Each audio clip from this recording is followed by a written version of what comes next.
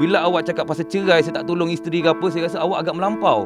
Demikian luahan penyampai radio Suria FM Fizi Ali tentang cakap-cakap liar segelintir pihak berhubung berita perceraiannya dengan pelakon Shakila Khoridi pada 15 Disember lalu. Menerusi pertemuan dengan M-Star, penyampai slot pagi di Suria ini yang masih dalam fasa untuk menenangkan diri meluahkan apa yang terbuku di hati. Malah Fizi turut menjelaskan dengan lebih lanjut tentang perpisahannya yang tidak pernah dijangkakan ini. Alright Fizi, so kita nak tanya sikit lah. Baru-baru ni kecoh dan heboh kat media sosial yang Fizi umumkan Fizi dah bercerai dengan Shakila kan. So sekarang apa kata hati Fizi? Masih ada rasa sayang kepada Shakila? Kalau tanya sejujur-jujur hati saya, yelah, siapa yang tak sayang isteri, bekas isteri lah maksudnya dah sekarang ni kan. Memang rasa sayang apa hubungan tu. Macam saya pernah kongsikan juga, kita orang berkenalan bersama lebih kurang 5 tahun, campur usia perkahwinan 3 tahun, hampir 8 tahun. Kehidupan saya memang totally 100% dengan dia kan. Bila jadi sesuatu seperti ini yang memang kita tak sangka terjadi, memang sangat terkesan dengan hidup saya, yang memang rasanya macam memang memerlukan dia juga. Tapi bila dah terjadi juga dan tak dapat dielak, memang cakap tak boleh buat apa. Ini dah ketentuan dia kan. Apa puncanya? Mungkin ada salah faham ataupun bergaduh besar ataupun isu orang ketiga. So mungkin Fizi boleh komen sikit.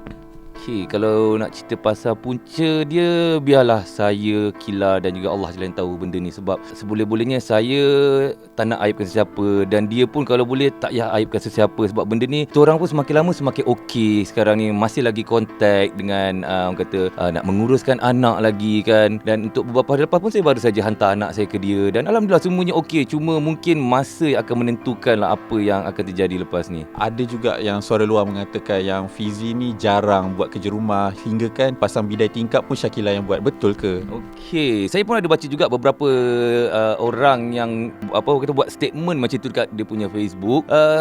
Kalau nak katalah saya ni habis kerja awal. Habis kerja pukul 11, pukul 12. Memang tak ada benda lain yang saya buat selain pada family saya. Jadi saya balik ke rumah, takkanlah saya duduk mengangkang daripada pukul 11 tu sampailah pukul 6 pagi esok. Saya pergi kerja, saya duduk rumah balik, saya mengangkang lagi kan. Maksudnya kat sini sebenarnya, kepada orang yang tak tahu apa yang berlaku di dalam rumah tangga kita orang, tak perlu nak buat spekulasi yang bukan-bukan. Sebab kita orang apa-apa yang terjadi pun, kita orang cuba sorok, cuba orang kata tak berkata apa-apa kan. Cuma bila dia kata Kila yang buat segala-galanya, dia tahu ke kan semua benda? Contohnya, takkanlah saya nak basuh spender pun saya nak tunjuk kat IG. Takkanlah saya nak buat nak cuci berak anak pun saya nak tunjuk kat IG kan. Jadi sebenarnya benda ni semua memang kita dah berbincang. Contohlah kalau Kila sendiri, dia sendiri pasang tirai apa semua, cuba fikir secara logik, siapa jaga anak? Takkan anak tu duduk main berkeliaran seorang. Jadi mestilah saya jaga anak. Masa dia tengah busy buat kerja tu semua, siapa yang tolong uruskan rumah? Siapa yang sediakan makan? Siapa yang sediakan semua benda tu? Jadi kita memang dah orang kata saling bekerjasama dekat situ. Memang tak ada masalah langsung pasal ni. Cuma saya nak pesan kepada netizen-netizen tu, kalau boleh cukuplah buat kelasi yang bukan-bukan. Satu je, cuma jangan disebabkan anda sendiri yang rasa benda yang macam ni sekarang ni, anda nak libatkan orang lain. Itu saja Sebab kalau kata pasal tanggungjawab, tolong menolong ni memang langsung tak ada masalah dalam kehidupan kita orang. Okey, kepada yang komen-komen benda tak sepatutnya, yang buat spekulasi yang macam-macam, yang kata saya gini, yang saya kata saya gitu, tolonglah hentikan. Sebab saya sebenarnya, kalau anda semua komen di mana-mana portal yang lain, saya tak ada masalah.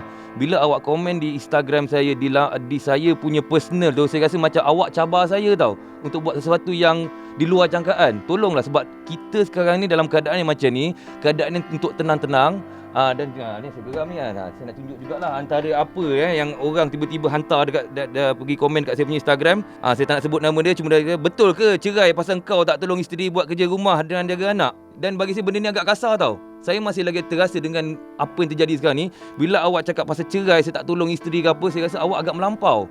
Jadi saya minta sangat kepada anda semua yang rasanya tak tahu apa-apa cerita, tolong doakan baik-baik je untuk kita orang, supaya saya punya hati akan lebih tenang, hati Kila lebih tenang. Itu lebih baik, supaya manalah satu hari nanti kita orang dapat bersatu baik. Itu yang paling baik daripada anda duk fikir bukan-bukan dan sampai letak kat Instagram, sampai letak kat Facebook, lepas tu setiap buat berantai-rantai bagi kat orang sana sini, dan sampai boleh membuatkan nanti ahli keluarga saya, ahli keluarga dia sendiri akan fikir yang bukan-bukan. Padahal benda tu tak ada apa-apa pun sebenarnya. Saya minta tolonglah hentikan benda ini. So sejauh mana Fizi cuba untuk selamatkan selamatkan rumah tangga Fizi ni?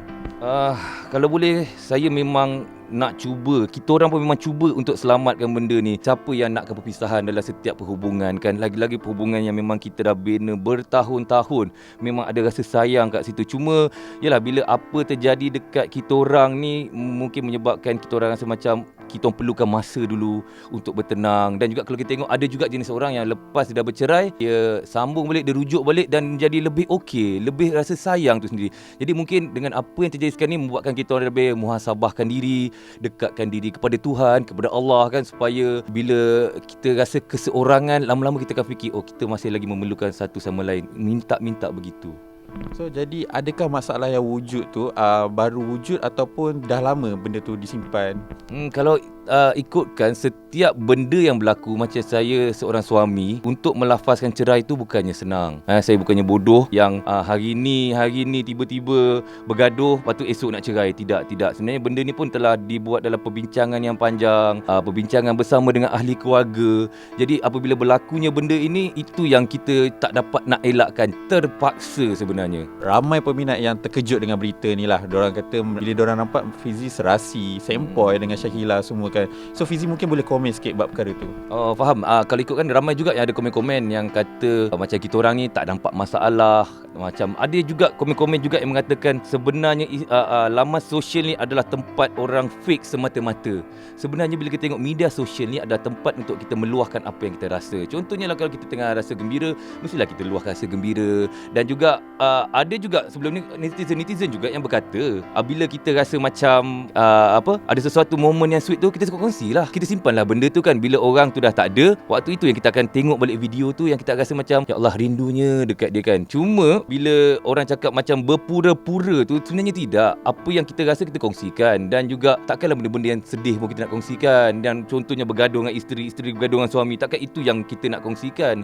Jadi baik kita bagi kepada perkara-perkara yang positif kepada orang. Bila orang tengok video-video kita orang sweet, kita minta jugalah kepada yang mungkin tengah bergaduh hari tu kan, tiba-tiba tengok video-video kita orang, alah sweetnya, mungkin juga bila tengok aku nak berbaik semula lah. Tapi mungkin itu tak terjadi kepada saya sekarang ni, dan juga bekas isteri saya, yang mungkin bila kita berpisah kan, kita akan relax dulu, kita tenangkan dulu.